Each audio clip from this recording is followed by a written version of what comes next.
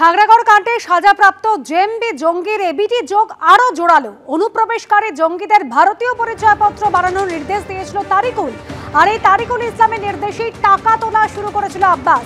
আবির দত্ত আমাদের প্রতিনিধি রয়েছেন আমাদের সঙ্গে টেলিফোন লাইনে। আবির, এর আগে একাধিক জঙ্গির কাছ থেকে জাল ভারতীয় পরিচয়পত্র উদ্ধার হয়েছিল, সেই নির্দেশ তাহলে দিয়েছিল তারিকুল?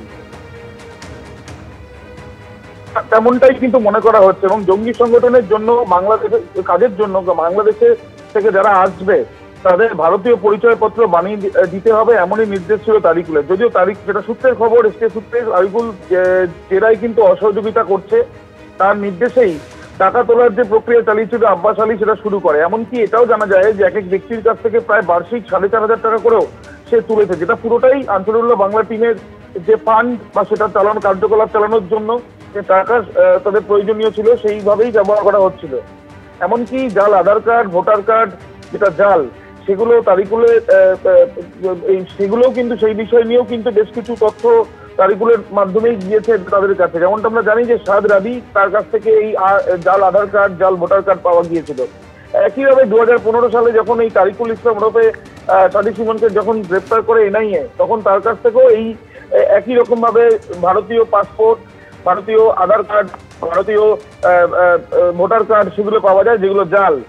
এবং আইডি বিষয় হিসেবে ছিল এই তারিকুল ইসলাম অস্ত্র বিস্ফোরক, সেই সংক্রান্ত বিষয়ে সে কিছু বলেছিল কিনা, বা কোন রকম পরিকল্পনার বিষয়ে তার কোনো মতামত ছিল কিনা, বা তার কোনো নির্দেশ ছিল কিনা, সেই বিষয়গুলো খতিয়ে দেখা হচ্ছে। যদিও এটাও জানা যাচ্ছে যে তার বক্তব্যে ব্যাপক অসঙ্গতি রয়েছে, তদন্তে সেইভাবে সহযোগিতা সে করতে চাইছে না, নাকি সে কোনো না কোনোভাবে প্রসঙ্গ ঘোরানোর চেষ্টা করছে, এই সমস্ত বিষয় খতিয়ে দেখা হচ্ছে বলে এসপি সূত্রে জানা যাচ্ছে। তবে তাকে যা প্রশ্ন করা হচ্ছে সেই অনুযায়ী তার বক্তব্যে যথেষ্টই অসঙ্গতি আছে বলে জানা যাচ্ছে।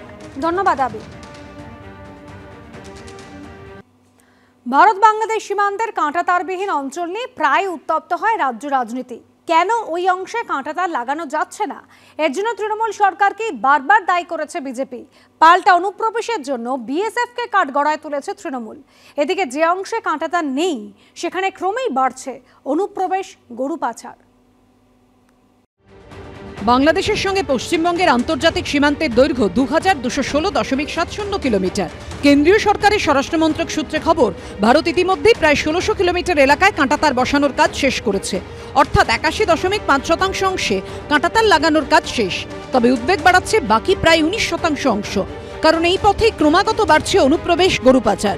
আর এই কাঁটাতার না থাকার সুযোগ নিচ্ছে জঙ্গিরাও। চিন্তা বাড়াচ্ছে নদিয়া, মুর্শিদাবাদ, উত্তর 24 পরগনার কাঁটাতারবিহীন এলাকাগুলো।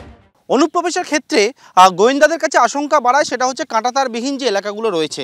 যেমন আমরা নদিয়ায় রয়েছে, যেটি দক্ষিণবঙ্গ ফ্রন্টিয়ার মধ্যে পড়ে, এবং নদিয়ার এই যে রামনগরের কুমারী এলাকা, যেখানে এই অবধি কাঁটাতার সেটি রয়েছে, এবং তার পরবর্তীকালে এই যে এলাকা রয়েছে, যে জায়গা দেখতে পাচ্ছি সেখানে কোনো রকমভাবে কাঁটাতার নেই, এই জায়গাতে কাঁটাতার এখানে শেষ হচ্ছে।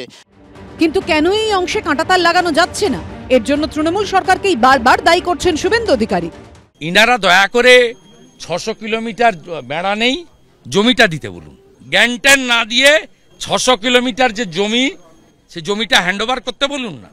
2023 সালের 12 ডিসেম্বর সীমান্ত সুরক্ষা সংক্রান্ত একটি মামলায় সুপ্রিম কোর্টে কেন্দ্রীয় সরকারের তরফে বলা হয়, অসহযোগিতার কারণে ভারত বাংলাদেশ সীমান্তে কাঁটাতার বসানো বাধাপ্রাপ্ত হয়েছে। সলিসিটর জেনারেল তুষার মেহতা বলেন, জমি নীতি সহজ করার বদলে জটিল করছে পশ্চিমবঙ্গ। সীমান্তে কাঁটাতার, যেটা কিনা জাতীয় সুরক্ষার মতো গুরুত্বপূর্ণ বিষয়, সেখানে পশ্চিমবঙ্গ সরকার সাহায্য করছে না। পশ্চিমবঙ্গ সরকার কাঁটাতার বসানোর জন্য জমি হস্তান্তর করলেই কেন্দ্রীয় সরকার কাজ শুরু করতে পারবে। এই পরিস্থিতির দায় তো আমাদের পশ্চিমবঙ্গের রাজ্য সরকারের। আমাদের বিএসএফ তো বহু আগেই তো জমি চেয়েছিল, তখন রাজ্য সরকারের অনীহার জন্য, এবং রাজ্য সরকার বিভিন্নভাবে এই পথ খোলা রাখার চেষ্টা করেছে।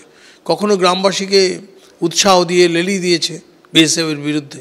এই কাজগুলো যদি না করতো তাহলে আমাদের ওই গ্রামবাসীরা আজ অরক্ষিত হতো না। কাঁটাতার বিষয়টা সম্পূর্ণ কেন্দ্রের বিষয়, এতদিন ধরে ফেলে রেখেছে সীমান্তটাকে।